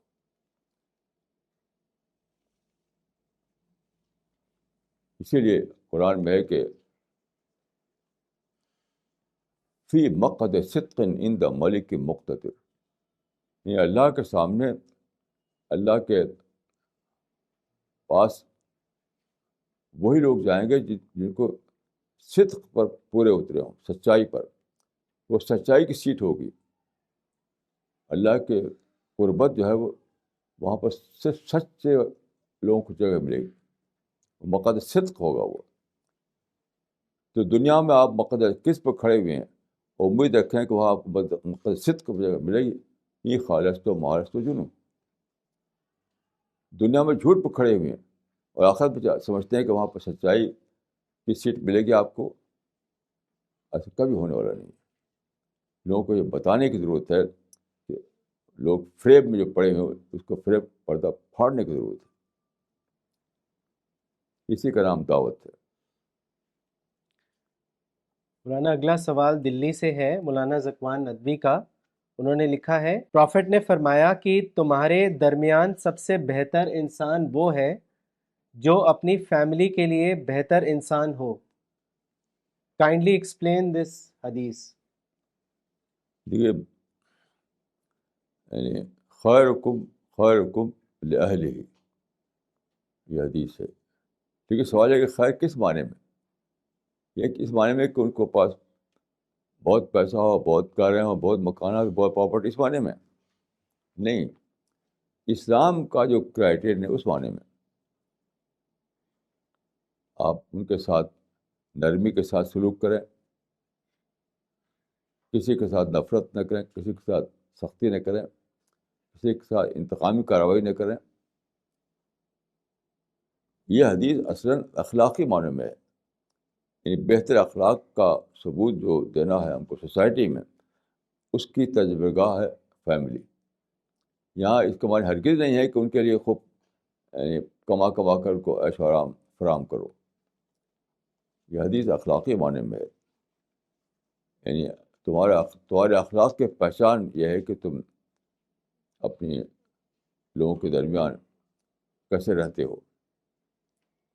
تو بہرحال یہ حدیث مادی معنی میں نہیں، اخلاقی معنی میں. مولانا ان کا دوسرا سوال بھی ایک حدیث کو لے کے ہے جو صحیح مسلم میں آئی ہے. انہوں نے اس کا ریفرنس دیا ہے جس میں پروفٹ نے فرمایا تھا کہ تم اللہ کے سوا کسی اور کو ملک الملوک یعنی شہنشاہ نہ کہو. وہ چاہتے ہیں کہ آپ اس حدیث کو تھوڑا ایکسپلین کریں. بادشاہوں کا بادشاہ اس کا مطلب ہے کہ بادشاہوں کا بادشاہ. تو ظاہر ہے کہ بادشاہوں کا بادشاہ کون ہے؟ خدا ہے. تو کسی اور کو کہنا اس کو ند بنانا ہے. کوئی نہ بادشاہ ہے نہ بادشاہوں کا بادشاہ ہے. نہ کوئی شاہ ہے نہ کوئی شہنشاہ ہے، وہ تو سب اللہ کے لیے۔ ایک حدیث بات ہے کہ قیامت میں وہ جو ایک آیت ہے کہ اللہ تعالیٰ زمین و آسمان کو اپنے اس میں لے لے گا، یعنی پورا آسمانی دنیا اس کے دائیں ہاتھ میں ہو، زمین بائیں ہاتھ میں ہوگی، اور فرمائے گا خدا کہ تو اس کی شرح میں ایک حدیث ہے، کیا ہے نا ملوک الارض انا الجبارون انا المتکبرون انا ملوک الارض، یعنی خدا اس کائنات کو اپنے ہاتھ میں اٹھا لے گا، جہاں لوگ شہنشاہی کرتے تھے، اور فرمائے گا انا الجبارون انا المتکبرون انا ملوک الارض، کہاں ہے بڑا بننے والے، کہاں ہے شہنشاہ بننے والے؟ تو حدیث میں آتا ہے روایت میں کہ جب رسول اللہ نے یہ فرمایا تو ممبر پر کھڑے ہو کر آپ تقریر فرما رہے تھے، تو آپ لڑکھا گئے، آپ قدم لڑکھا گئے آپ کے، لوگ ڈرے کہ آپ گر پڑیں گے۔ یہ الفاظ اب نکلے آپ کی زبان سے کہ خدا فرمائے گا قیامت کے دن جب سارے لوگ حشر کے میدان میں اکٹھا ہوں گے، وہاں کوئی فرق نہیں ہوگا، سب برابر ہوں گے، فرق مٹ چکا ہوگا، نہ امیر ہوگا نہ غریب ہوگا، نہ بادشاہ ہوگا نہ راجا ہوگا، نہ چھوٹے ہوں گے نہ بڑے ہوں گے، کہ یہ واقعہ وہاں ہو چکا ہوگا۔ اس وقت اللہ تعالیٰ فرمائے گا انا الجبارون انا المتکبرون انا ملک الارض، کہاں ہیں بڑے بننے والے، کہاں ہیں شہنشاہ بننے والے؟ تو روایت میں آتا ہے کہ کیسے بھی رسول اللہ صلی اللہ علیہ وسلم کے پاؤں لڑکھا گئے، ایسے لگتا تھا گر پڑیں گے۔ یہ تو بالکل بہت ہی ریڈیکولس بات ہے کسی کو یہ سب القاب دینا۔ ساری بڑائی ان القوت اللہ جمیعہ، ساری طاقت ساری بڑائی صرف ایک اللہ کے لیے۔ مولانا ان کا ایک اور سوال ہے، انہوں نے لکھا ہے کہ حدیث میں آیا ہے کہ تم میں سے کوئی شخص اس وقت تک مومن نہیں ہو سکتا جب تک وہ سب سے زیادہ پروفٹ سے محبت کرے۔ مولانا پروفٹ سے محبت کا مطلب کیا ہے؟ دیکھیے یہ قرآن میں بتا دیا گیا ہے، قرآن میں ایک آیت ہے قل ان کنتم تحبون اللہ فاتبعونی یحببکم اللہ، قل ان کنتم تحبون اللہ فاتبعونی یحببکم اللہ، کہو کہ اگر تم کو اللہ سے محبت ہے تو رسول کا اتباع کرو۔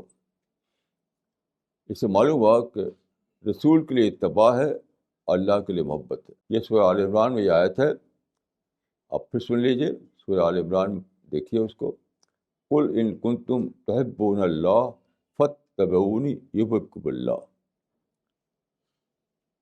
یعنی اتباع برائے رسول اور محبت برائے خدا۔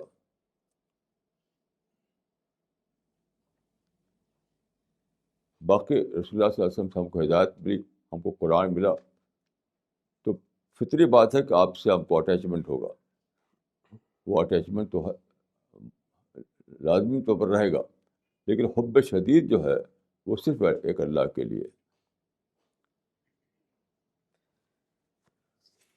کراچی پاکستان سے مس سامیہ لطیف نے لکھا ہے، موت کے بعد انسان کا انجام جنت یا جہنم کی صورت میں اتنا کلیئر ہے کہ کوئی انسان اسے جھٹلا نہیں سکتا، پھر بھی آج کا انسان جنت یا جہنم سے اتنا غافل کیوں نظر آتا ہے؟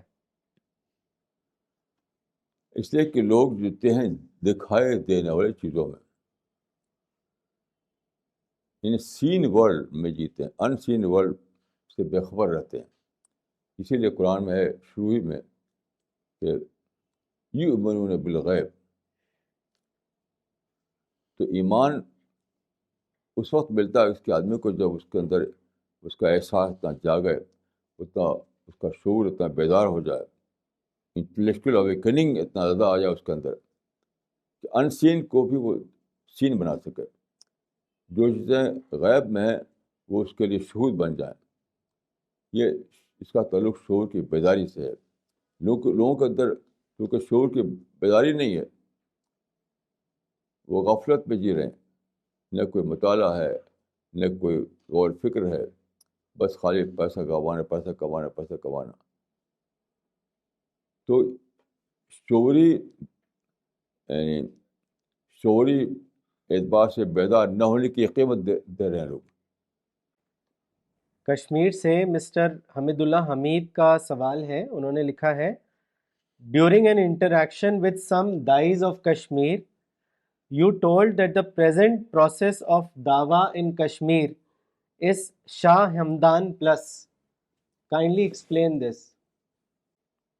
دیکھیے شاہ ہمدان کا بہت بڑا رول ہے کشمیر میں، یہ کوئی شک نہیں، لیکن وہ رول تھا روایتی دور میں، زرعی دور میں. اب ہم ہیں صنعتی دور میں، سائنٹیفک دور میں، کمیونیکیشن کے دور میں. اسی مشن کو مزید اضافے کے ساتھ آپ پھیلانے کی پوزیشن میں ہیں. مثلاً شاہ ہمدان کے زمانے میں ٹیلی فون نہیں ہوا کرتا تھا، وہاں پرنٹڈ بکس کا بھی اتنا رواج نہیں تھا، وہاں سواریوں کا اتنا استعمال نہیں تھا. جو مواقع آج ہیں وہ مواقع اس وقت نہیں تھے. تو اپنے زمانے کے حالات کو استعمال کیا، انہوں نے کام کیا. اب آپ کو بڑھے ہوئے مواقع کے اعتبار سے اسی کام کو مزید اضافے کے ساتھ کرنا ہے. یہ ہے میرا مطلب.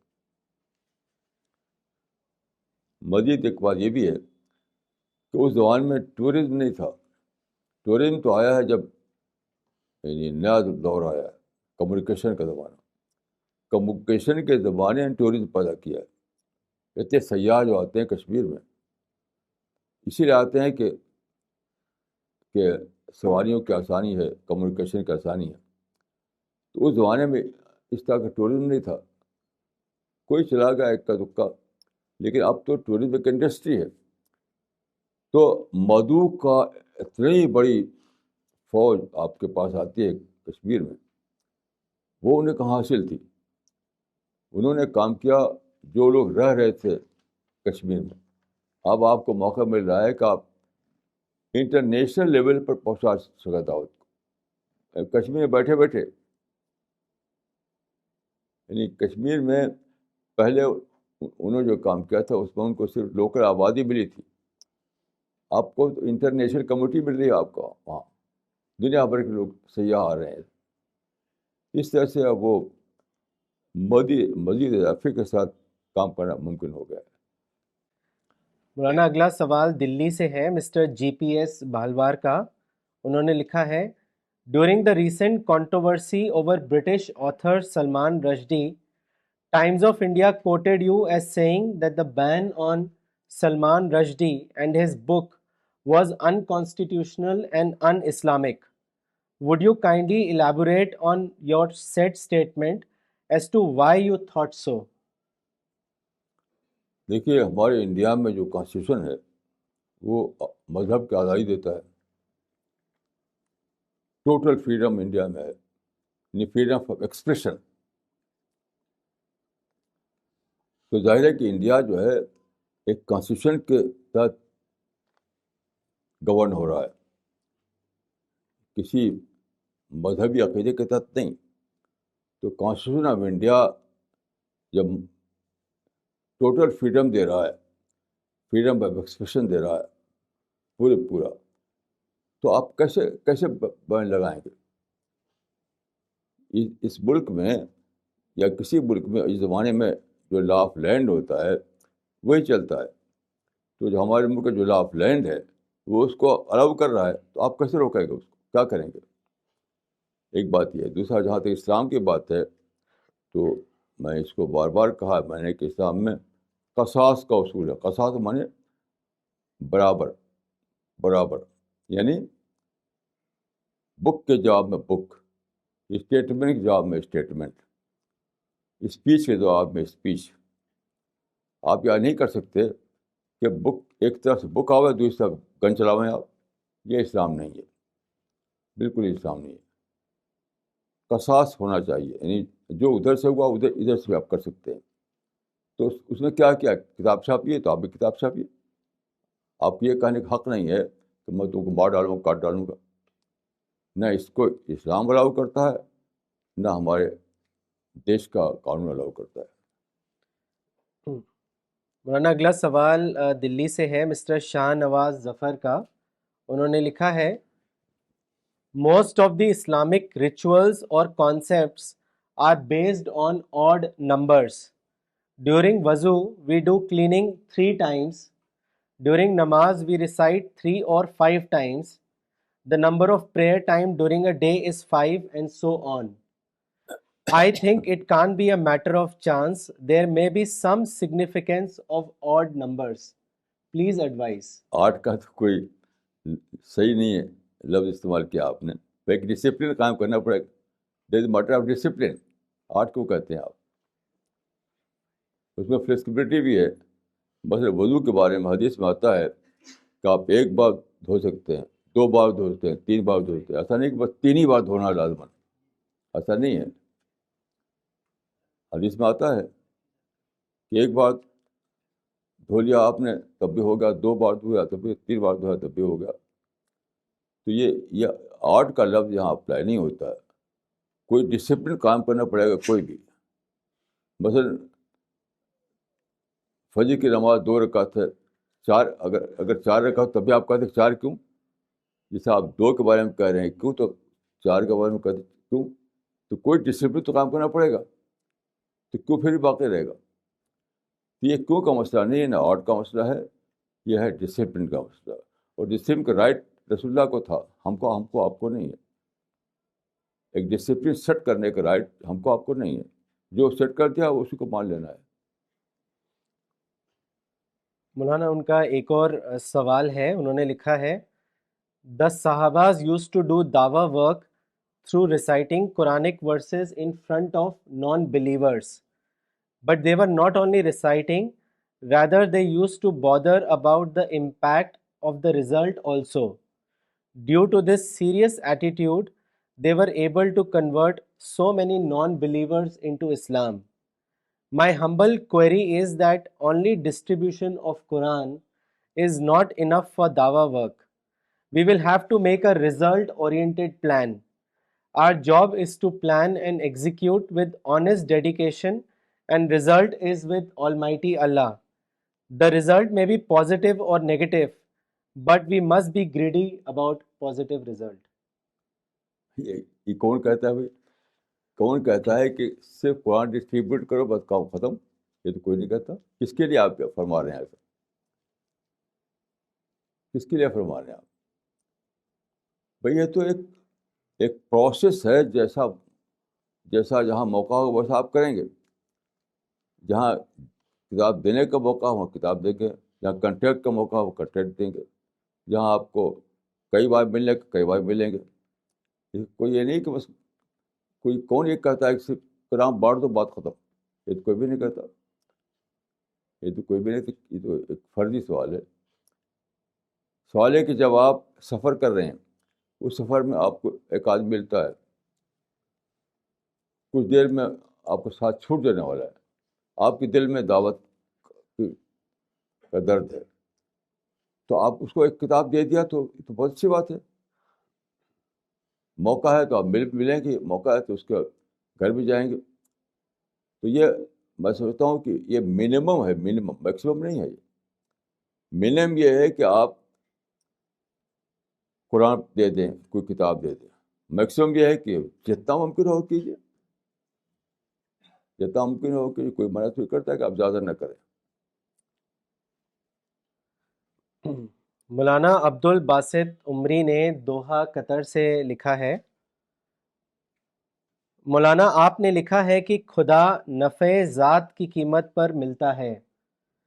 مولانا نفع ذات کے بارے میں کہ وہ کیسے ممکن ہے اس کا نفی ذات سے نفی. نفی ذات. ہاں. مولانا یہ نفی ذات کے بارے میں کہ وہ کیسے ممکن ہے، اس کا طریقہ کیا ہے، وضاحت چاہتا ہوں تاکہ جنت کی قیمت حب شدید پیدا ہو جائے.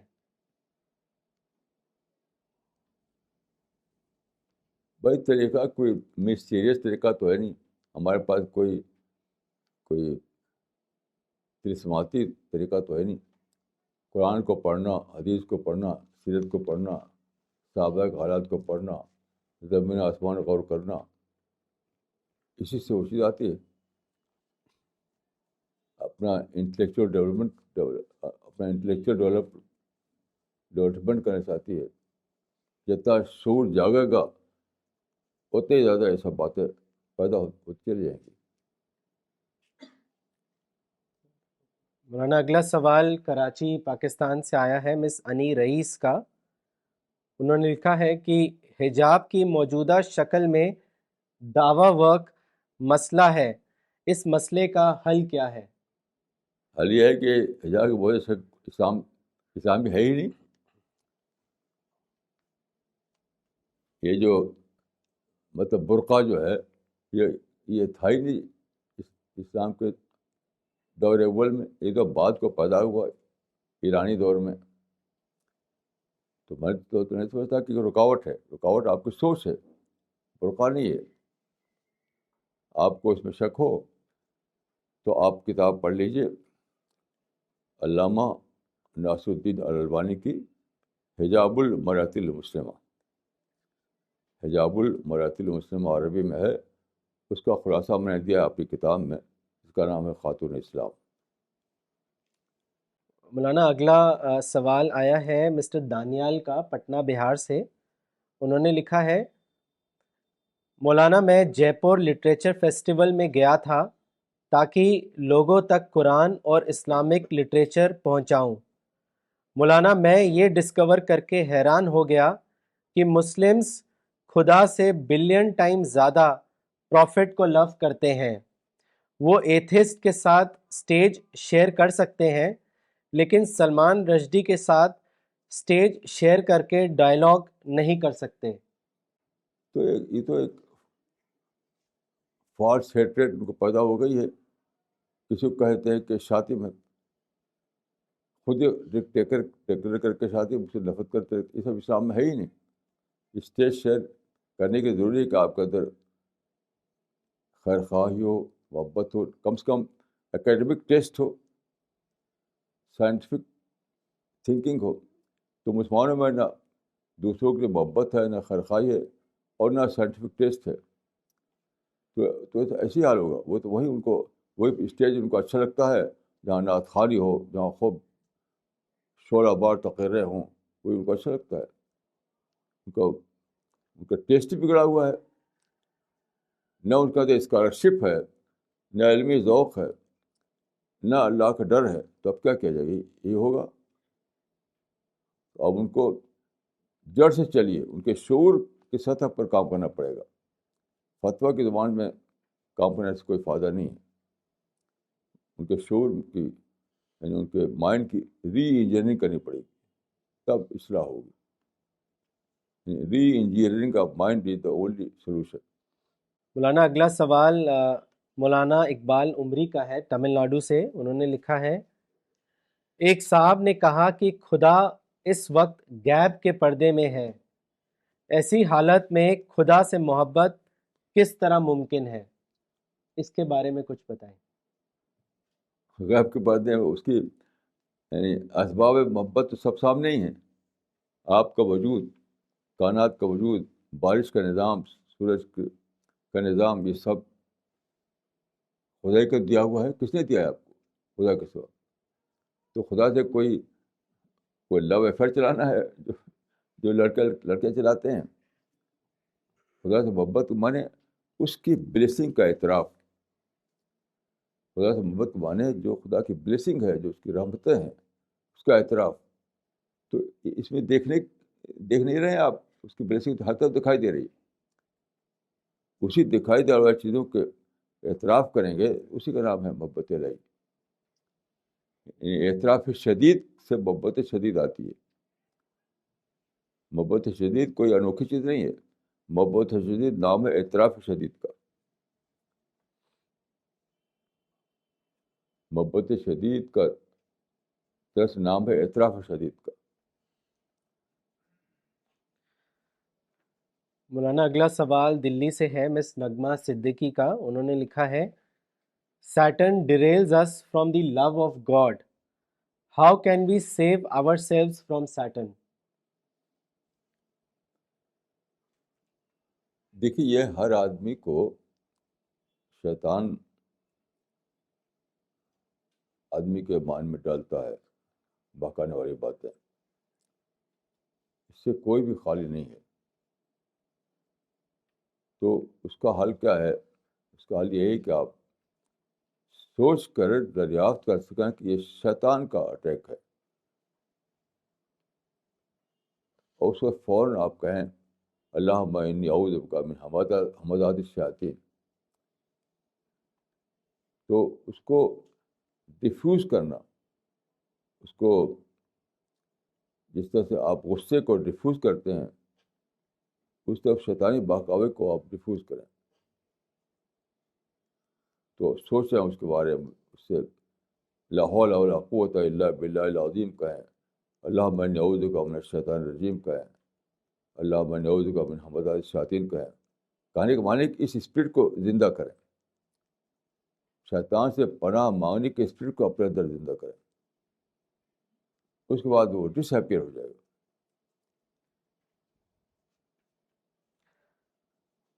مولانا اگلا سوال تمل ناڈو سے ہے مولانا اسرار عمری صاحب کا. انہوں نے لکھا ہے what is the formula of desire management, kindly explain. میں سمجھتا ہوں کہ صرف سوچنا فارمولہ اور کوئی دوسرا فارمولہ نہیں ہے. جو ڈیزائر آپ کے اندر آتی ہیں اس کے بارے میں سوچیں، اس کا انالیسس کریں، اس کے مائنس پوائنٹ اور پلس پوائنٹ کو دریافت کریں، اس کے مالح کو جانیں. جب آپ ڈسکور کریں گے تو مائنڈ اپنے آپ الرٹ ہو جائے گا اور ڈیزائر کی طرف نہیں بھاگے گا.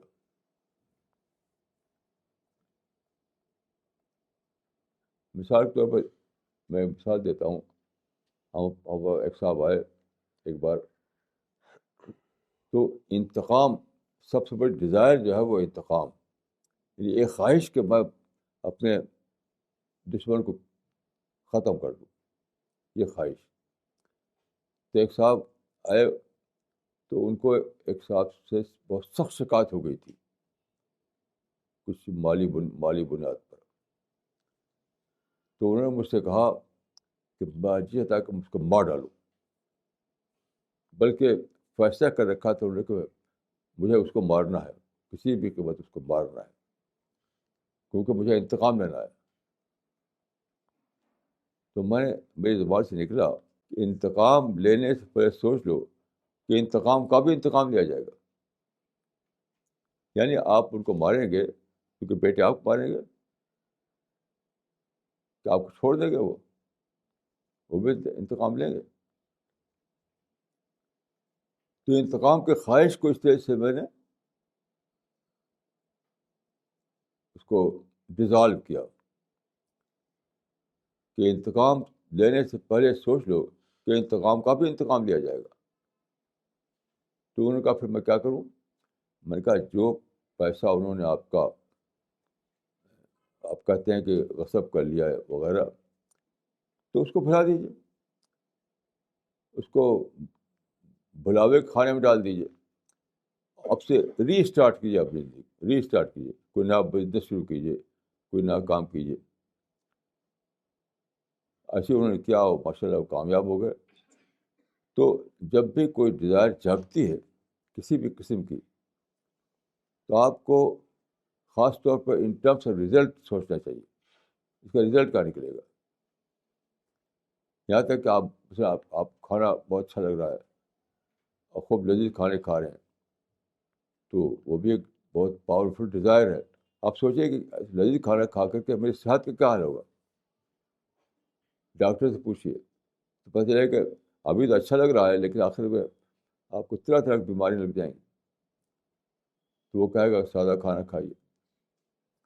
تو بہرحال ڈیزائر کو مینیج کرنے کا طریقہ صرف ایک ہی ہے کہ اس کے بارے میں سوچنا، بس، اور کچھ نہیں۔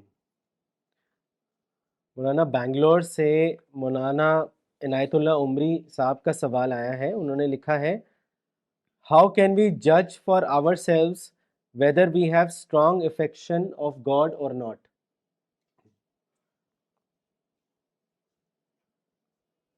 پھر اس سے زیادہ آسان تو کوئی بات نہیں، اس سے آسان تو کوئی بات نہیں۔ ہر وقت آپ کو تجربہ ہوتا ہے، ہر آدمی کو ہوتا ہے کہ وہ کس چیز سے اسے خوشی مل رہی ہے۔ یہ تو کوئی ایسی بات نہیں جس کو پتہ نہ ہو۔ جیسے مثلا ماں باپ اپنے بیٹے کو دیکھتے ہیں تو بہت خوش ہوتے ہیں، تو کیا وہ جانے گا نہیں کہ میں خوش ہو رہا ہوں؟ اس کو نہ جانے گا تو کیا جانے گا وہ؟ یا کوئی بزنس بہت بڑھ گیا تو خوب خوش ہوتا ہے آدمی، ظاہر ہے کہ وہ سب سے پہلا انسان ہوگا جو اس جانے گا کہ اس سے خوش ہو رہا ہوں۔ تو جس چیز کو سے وہ خوش ہو رہا ہے اسی سے اٹیچمنٹ ہو جاتا ہے اس کو۔ میں پرانی دلی میں جب رہتا تھا تو وہاں پر بہت پہلے جو ہے اتوار کو بازار بند کرنے کا اعلان نہیں ہوا تھا، ہفتے بھر دکانیں کھلی رہتی تھی، پھر اتوار کو تو بند ہونے لگا بازار۔ تو ایک مرتبہ میں ایک صاحب کو دیکھا، وہ شٹر گرا کر کے اس کے باہر بیٹھے ہوئے تھے، تو میں نے پوچھا کہ بھائی آج تو اتوار ہے، آپ کو بیٹھے ہیں؟ تو کیا کہ گھر پہ اچھا نہیں لگ رہا تھا، آ کے بیٹھ گئے۔ تو اتنا اٹیچمنٹ ان کو تھا اس سے، دکان سے، کہ چھٹی کے دن بھی دکان کے باہر ان کو دل نہیں لگ رہا تھا، آ کے وہیں بیٹھ گئے۔ تو یہ ہر آدمی خود سمجھ سکتا ہے کہ مجھے کس چیز سے اٹیچمنٹ ہے، اس میں کوئی پراسرار بات نہیں۔ مولانا اگلا سوال مس عائشہ کا ہے دلی سے. انہوں نے لکھا ہے what is the difference between science and philosophy, kindly explain. دیکھیے یہ فرق جو ہے ایک لفظ میں یہ ہے، اس کی اکیڈمک ڈیٹیل تو بہت لمبی چوڑی ہے، میں اکیڈمک ڈیٹیل میں نہیں جا رہا ہوں۔ سادہ فرق یہ ہے کہ فلاسفی ریزن بیسڈ ڈسپلن کا نام ہے، اور سائنس آبزرویشن بیسڈ ڈسپلن کا نام۔ یعنی سائنس میں کوئی رائے کام کی جاتی ہے مشاہدے کی بنیاد، جو چیز مشاہدے میں آئی، آبزرویشن میں آئی، جب تک وہ چیز آبزرویشن میں نہ آئے اس وقت تک وہ اسٹیبلش نہیں مانی جائے گی۔ صرف تصور کی بنا پر سائنس میں رائے نہیں کام کی جاتی، لیکن فلاسفی میں آدمی سوچتا ہے، تصور قائم کرتا ہے، آئیڈیا بناتا ہے، اپنی ریزن کو استعمال کرتا ہے۔ تو سائنٹسٹ چاہے اپنی آنکھ سے دیکھے، مائکروسکوپ دیکھے، ٹیلیسکوپ سے دیکھے، یا لیبورٹری میں ٹیسٹ کرے، وہ سب کچھ ہوتا ہے آبزرویشن۔ تو آبزرویشن میں جو باتیں آتی ہیں اس سے وہ رائے قائم کرتا ہے۔ تو سائنس جو ہے آبزرویشن بیسڈ ڈسپلن کا نام ہے۔ لیکن فلسفے میں یہ نہیں ہوتا، فلسفے میں تو آدمی بس غور کر رہا ہے، سوچ رہا ہے، تصور قائم کر رہا ہے، قیاس کر رہا ہے، تو اپنی عقل کو استعمال کر رہا ہے۔ اس لیے فلسفہ جو ہے ریزن بیسڈ ڈسپلن کا نام ہے۔ یہ فرق۔ مولانا حیدرآباد سے مسٹر ذیشان یوسف کا سوال ہے. انہوں نے لکھا ہے what is the concept of Allah's omnipresence in Islam? Does this mean that he himself is not present everywhere? Instead, his effect is present. نہیں ہے، جو علماء نے اس بارے میں لکھا ہے وہی صحیح ہے کہ اللہ اپنے وجود کے نسبت سے نہیں، اپنے علم کی نسبت سے ہر جگہ ہے. جیسے میں یہاں بیٹھا ہوں کرسی پر، اس کا مطلب اللہ تعالیٰ ہر جگہ اپنے وجود کی نسبت سے بیٹھا ہوا ہے. اس کا علم محیط ہے ساری کائنات کو. یہ تو سارے علماء یہی لکھتے ہوئے میں بھی مانتا ہوں. وہ جو نظریہ ہے وحدت وجود کا، اس میں تو خود اپنے وجود ہی کی نسبت سے ہر جگہ موجود ہے. وہ صحیح نہیں ہے. صحیح بات یہی ہے کہ اللہ اپنے علم کی نسبت سے، اپنی واقفیت کی نسبت سے، اپنے یعنی اپنے صفات کی نسبت سے ہر جگہ موجود ہے. یہی صحیح عقیدہ ہے. مولانا اگلا سوال مس نیلوفر کا ہے. انہوں نے اپنی لوکیشن نہیں لکھی ہے، پر ان کا سوال یہ ہے، انہوں نے لکھا ہے کہ لڑکی کی شادی میں اگر والد کی مرضی نہ ہو تو اس کا نکاح باطل ہوتا ہے یا نہیں، اور اگر بھائی کی مرضی ہو تو کیا پھر وہ جائز ہوگا یا ناجائز؟ ہاں دیکھیے، ایک بہت بڑا مسئلہ ہے بہت دنوں سے لوگوں کے ہاں. حدیث میں ہے، ایک حدیث میں ہے کہ لا نکاح الا بولیین، ولی کے بغیر نکاح نہیں. اس کا غلط مفہوم فقہا نے لے لیا ہے، اس کے سرائے کام ہوتا ہے. چاہے کہ ولی جو ہے اگر اس کی رضامندی نہ ہو تو کا نکاح منعقد نہیں ہوا. یہ بالکل غلط ہے. یہ بات نہیں ہے. یہ میرے نزدیک لا نکاح الا بولی، یہ سوشل نیڈ کے اعتبار سے اعتقادی بات نہیں ہے. یہ ایسا نہیں، یعنی عقیدتاً ایسا ہے کہ نکاح منعقد نہیں ہوا، یہ غلط بات ہے. سوشل یعنی مطلب سوسائٹی میں آپ کیسے جئیں گے. یعنی آپ لو میرج کر کے سوسائٹی میں رہیں کہ جگہ پہ چلے نہیں جائیں گے، تو سوسائٹی آپ کو ایکسیپٹ نہیں کر رہی ہوگی تو زندگی مصیبت بن جاتی ہے.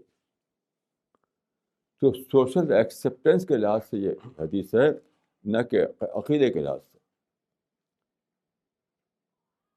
اصل جو شرط ہے اسلام میں وہ صرف یہ ہے کہ دونوں راضی ہوں اور سری نکاح نہ ہو بلکہ اعلان نکاح کیا جائے اور مہر کی ادائیگی.